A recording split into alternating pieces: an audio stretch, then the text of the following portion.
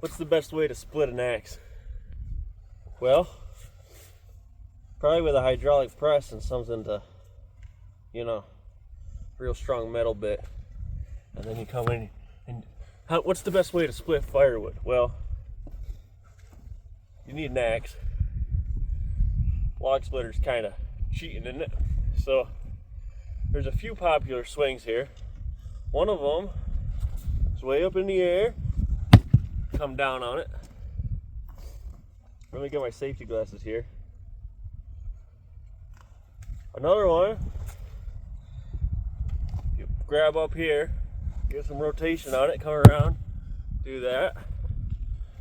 And I was reviewing some footage from yesterday, and actually one that gives you a lot of power, grabbing down here, giving a full swing around, coming down on it. So I'm gonna take a few swings with each method and we'll see which one kind of works out.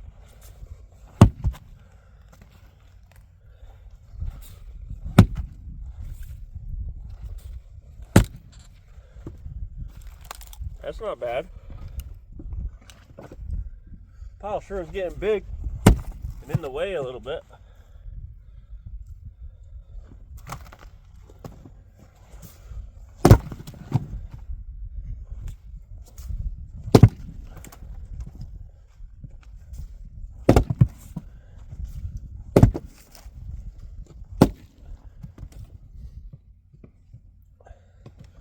So that way seems to work well for me. Let's try this one. Lots of power in this one. Tell you with this one though, you can't just do like this. You really gotta flicker around, You don't want to come to here and then push up. It'll work, but not as well as really getting some rotation around here.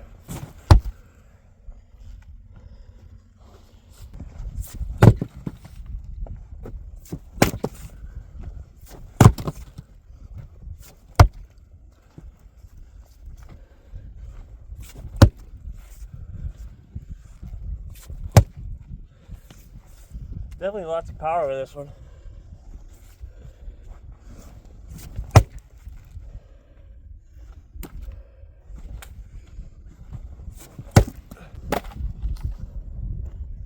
But I feel the energy consumption a little bit too with that type of swing. I don't feel it so much doing this. So what do you need?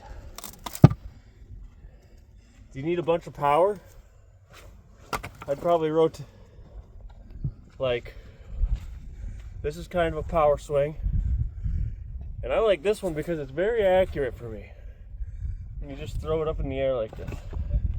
It's all in line, I'm just taking the axe, putting her straight above my head, bringing her down. And I'll show you this way. I might be too close. I kind of bring it back like this and come down.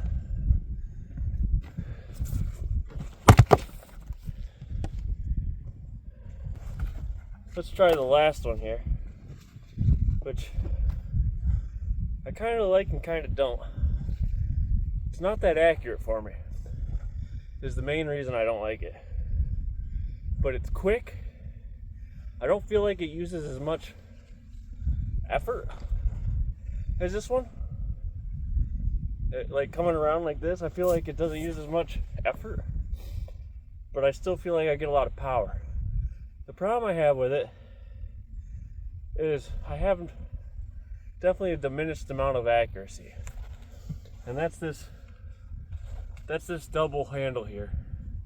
You just swing the axe head away from you a little bit, come around. See, I want to split that in half. That's one part of it. There's the other part of it.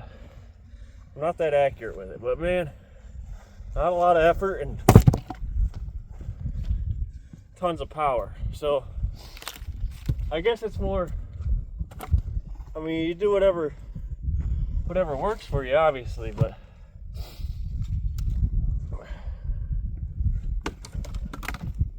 I really like it. I'm just not accurate with it. If you're accurate with it, I have a hard time seeing how that's not the swing you're gonna want.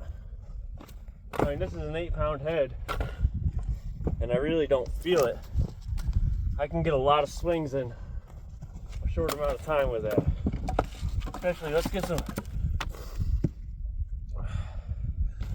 some pieces set up right along through here. I'm gonna call this 2 hands. I'm gonna call this the drop, and I'm gonna call this the choke up, because I choke up all the way up to the head here, or maybe just a little bit below it to get it up there. So the drop, boom, 2 hands, and the choke up. 4 or 5 pieces here. Let's see how quickly we can get through them with a 2 hand.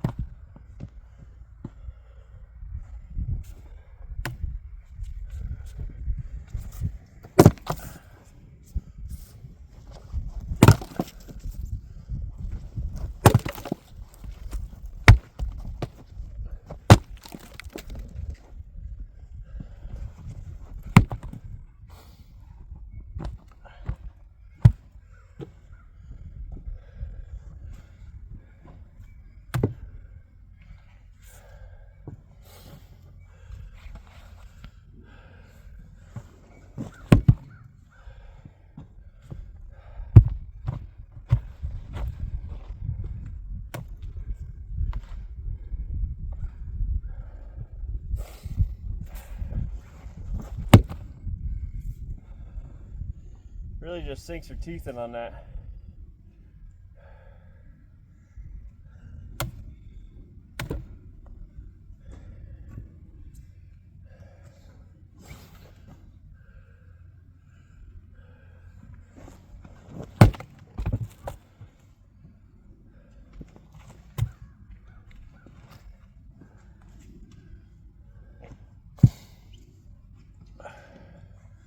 You know, you got a lot of wood lined up, so you could go pretty quick with this 2 hand.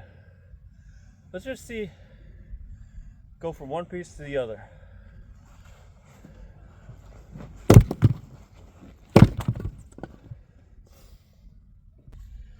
Doing this, doing the drop method, not as much power as doing this method here, but this one uses a lot of energy to get down through there. And I might even be able to generate more power with the 2 hand here. I mean, no accuracy. I'm kind of just swinging at the thing, you know, versus the other 2 swings.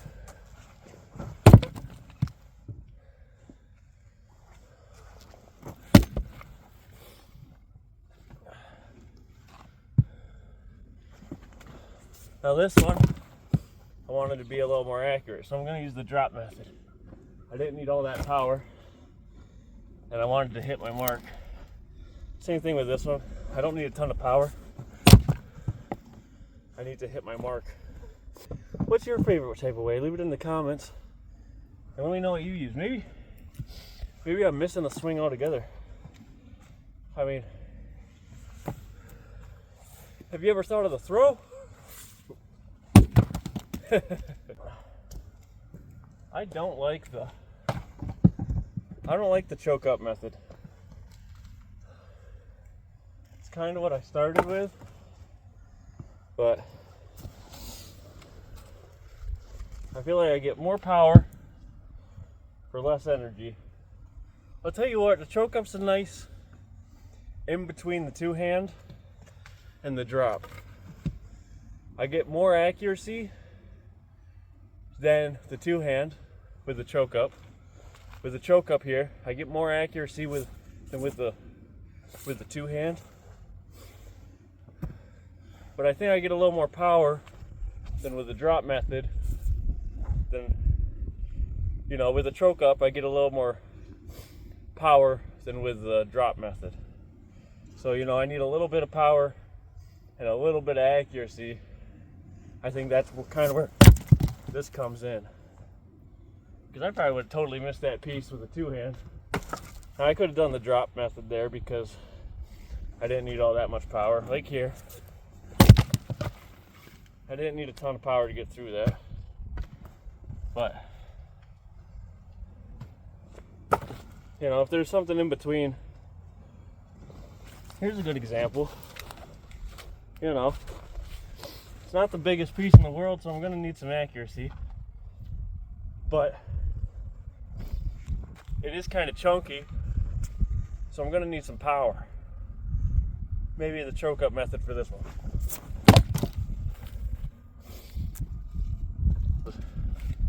You know, that's kind of dependent on me too a little bit. I'm sure there's some people that just two-hand everything because they're spot on the money with their two-hand.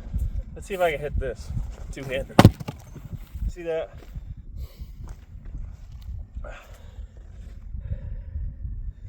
I would have liked to get a little more out of this one and a little less out of that one. But I'm not that accurate with the old two-hander. So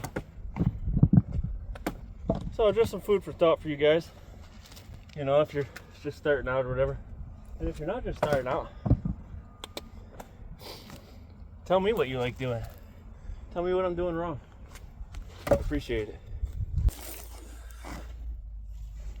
Look at the wood grain structure on this. Let me get you a better piece for comparison too. Can you see the wood grain in here? You know, it's kind of, the wood grain is very, especially down in here, it's very defined where each grain of wood is, right? And you come into here and it looks like somebody took a blurry picture with the wood grains because they're starting to like fray a little bit or something. I don't think I'm going to put this in the pile. Garbage. Yeah, this is really starting to rot out. But we had some pieces yesterday that looked like that on the outside. When we got to the center, I was like, oh, I like this. Oh. All right. Two-hander for you, huh?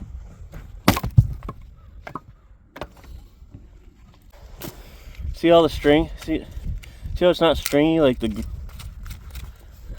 I don't know if you can, but that's nice. It's just the outside looks like crap. But this,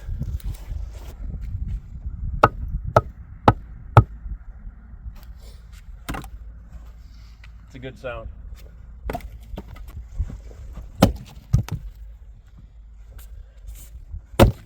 This is great. This is good. Because look at this. See this darker wood here? That's what I like to see. As we get closer to the edge, it's just started to rot. And it rots from the outside in. So you can see how the rot's kind of made its way in, but this here in the center, that's nice prime stuff, but out here not so much. So I think this is going to go in the garbage pile.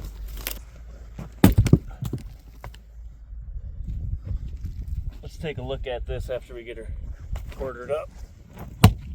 Wow. Kind of half-assed her and paid the price of swing again, boy. Yeah, look at this. Actually not bad at all. Actually needs to dry more. All this darker stuff, nice. But like I said, this outside bit right here, definitely starting to rot, but this ain't bad. This ain't bad. think we're gonna pop this one more time just to make sure she really dries out nice. But I think there's some misconception about firewood dryness too out there on the internet.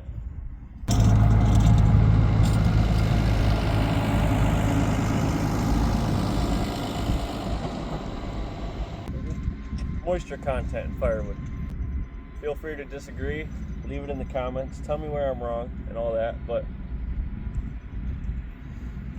let's talk about firewood moisture content. Alright, so you cut a live standing tree. Your moisture content's about 60%. Alright, that's roughly 60%. Nobody's gonna argue that fact. I don't, like, anybody that knows isn't gonna argue that much. Now there's gonna be some variation based on species and all, and you know, ground type and all that, but let's just go with, you know, baseline 60%. So you cut a tree down. My opinion, based on what I've seen, is it'll go from that 60% and it'll dry down to about 30% in log form. In full log form. It will dry down to, but it doesn't like to get below that for whatever reason until after you split it. So you're really looking at your wood's gonna be gonna start rotting sooner than if it's split, because your moisture content just isn't really gonna drop below that 30%. That's just kind of what I've seen and what I think. Now a big factor of that is how it's stored. If you can get it up off the ground and cover it, and you know, you let her sit for 3 years, maybe, but really that 30% is kind of a baseline, and it takes a while for it to get to that 30%. As soon as you buck that and split that, let's go back to our live moisture content of 60%. You cut down a live tree, buck it, split it the same day. I think you get down below that 30% mark in a couple of weeks. Good drying weather, if it's not getting rain, if it doesn't rain every day, you know. If you got a couple of weeks of drying weather, I think you get down below that 30% mark in a couple of weeks. Right. And then I think, and this is all dependent on species and that somewhat, but even, you know, let's take oak. Let's take like one of the slowest drying woods, red oak. If you cut and split a red oak, that standing is at 60%. I bet you that red oak gets down to 25% in a month. You take a live standing red oak, cut, split, I bet you it gets down to 25% in a month. I'd love to do some testing with some moisture testers. If you run a moisture tester and you've tested these things, let me know. But I think you're gonna have burnable red oak firewood in a couple of months. Taking a live tree, chopping it down, bucking and splitting it, day one. You do it all, day one. 2 months, I think you're gonna be around that 20% mark, ready to burn, especially with oak, because it's a high BTU output wood. You know, you're not so worried about a little bit of extra moisture. 2 months. Now you look everywhere on the internet and everything, they're all saying, oh, you need a year. Red oak needs a year, 2 years. I disagree. I think what they're looking at is they're chopping down a red oak tree and then not cutting it or splitting it, leaving it in log form, and then they come back 2 years, cut it, split it, and it doesn't burn that well when they go to throw it in their fireplace. Well, now you're not talking about bucked and split, you're talking about log form. And like I think it just doesn't really get below that 30% mark. I don't really care what species of wood it is. I don't think it dries that well in log form.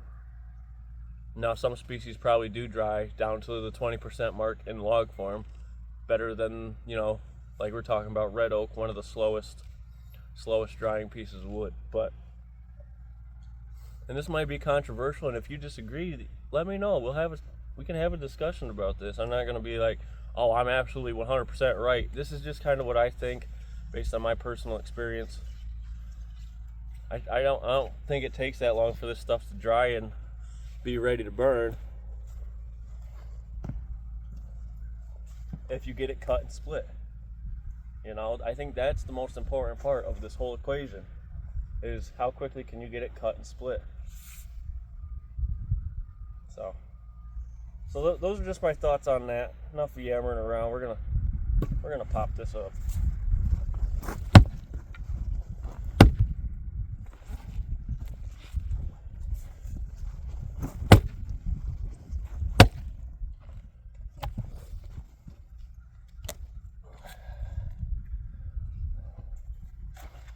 I think one more hit here. Ain't bad. One more finisher just to spread her out. While we're on the topic of moisture content, let's talk about something else here. Should you stack your wood or pile it? Well, I want this stuff to dry fast. I'm gonna pile it, and I'll tell you why. I like piling versus stacking.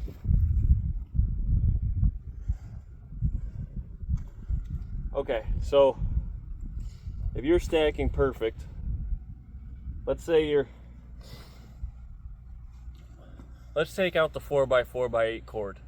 Let's do a 4x4, let's do a 4 foot tall, 16 inch long pieces, and we're gonna make it 24 foot long. Okay? You're stacking it. Now, both ends of your firewood,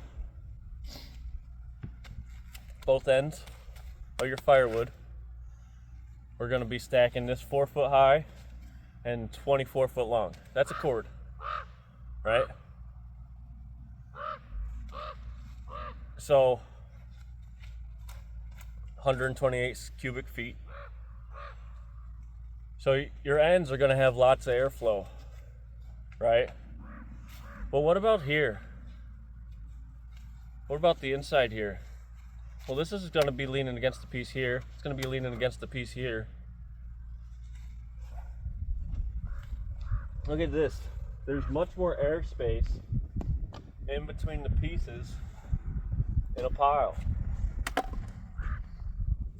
When the air comes in, it flows into the pile and out the other side. I think your wood gets more airflow in a pile. Not to mention, if you're not having people come pick the wood up, you know, if somebody was going to come down the road and pick this up themselves, and you know I wasn't going to be there, I would of course stack it. Then it's easy for them to see what the cord is. But if somebody comes here to pick this up, I'm going to help them load it. I'll bring my tape measure down. I'm going to measure their truck bed. We're going to find out how much cubic foot their trailer holds. So we can stack, or we can use the 0.71 conversion. For those that don't know, 0.71 conversion. All right. So how much firewood? Okay, let's say you have 160 cubic feet of firewood, but it's piled like this, it's not stacked. How much wood do you have there in a stacked formation, right? Well, how you do this is you take your 160 cubic foot and you multiply it by 0.71. And that will give you a very, very close estimate as to how much stacked wood you have. I use that for everything. Now let me be really clear about this. It is not exactly 0.71, but the difference is, like, it could be 0.69 or it could be 0.73. It really doesn't get much out of those margins. So we meet them in the middle, right? It could be 0.69, it could be 0.73. Meet you in the middle at 0.71. And that's how I figure out how much I got. So we can do the, I might have a tape in the car, but I'm not gonna grab it. But we could do the calculations for cubic foot on this pile here, multiply that by 0.71, and we would know exactly how much, or pretty dang close, within 5-10 square foot or cubic foot of how much wood we have. And I use that all the time, and it really has not let me down at all. I like piling wood. I think it dries faster. I've stacked and I've piled. I don't think it necessarily dries that much faster, but you got to take into account the effort that it's going to take to stack the wood, right? I could have taken that effort and made more. And I think it dries faster. I do. Marginally faster. You know, we're talking, you know, maybe you get an extra % or 2 off on your moisture meter when you just pile it. Another reason I like piling is I don't make a cord all in one day. It takes me a little bit, and then I don't sell it all at one time either. So the outside stuff is going to dry out a little faster than the inside stuff. You'll see that with stacking in a cord as well. You know, the outside of the stuff dries the fastest, and the stuff in the center just takes a little bit more time. But now, the pile that I made yesterday and the day before that, it's had some time to get some air to it. Then the outside stuff gets piled on it, and the inside stuff is still going to get air. I mean, I can look down in here and see stuff that I made a while ago. It's still getting air. It's still drying in there. A big factor is it doesn't get the sunlight down in there, but I take a face cord off this, or I take a cord off the top of this and sell it. Then I go to another pile, take a face cord or take a cord off, sell it. Then I go to another pile. By the time I come back to this, the stuff that didn't get as much sunlight and didn't get as much wind has had time to go around. So it really depends on your situation. You know, if you're gonna make this cord and you want it to be ready to sell, like, first, because this is, let's say you're only gonna make 2 cords, right?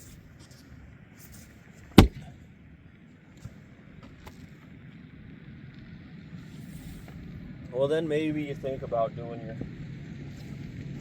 either making a few smaller piles, or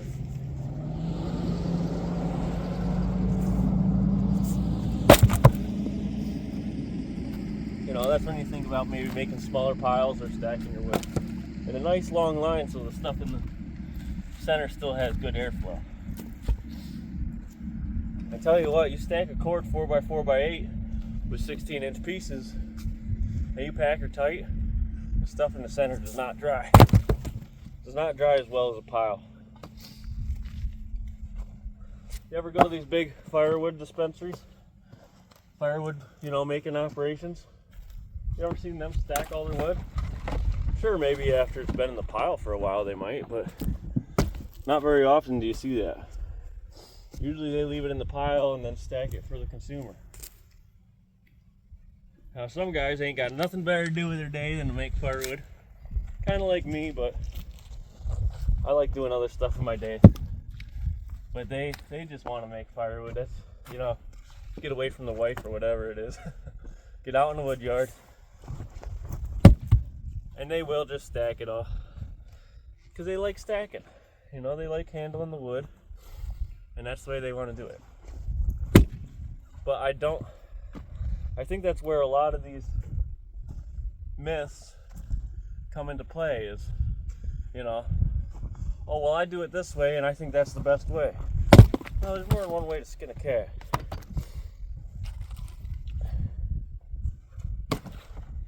And not everybody just plays around in the wood yard all day, you know what I'm saying?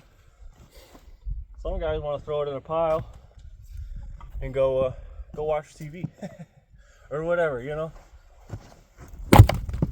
So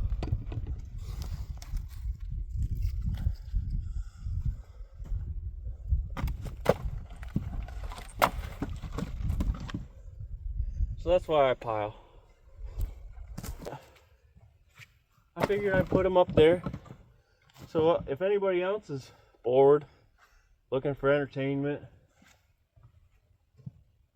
wants to learn something about something, wants to, whatever it is, the rhyme and reason don't matter to me as long as you get as much enjoyment out of this as I do.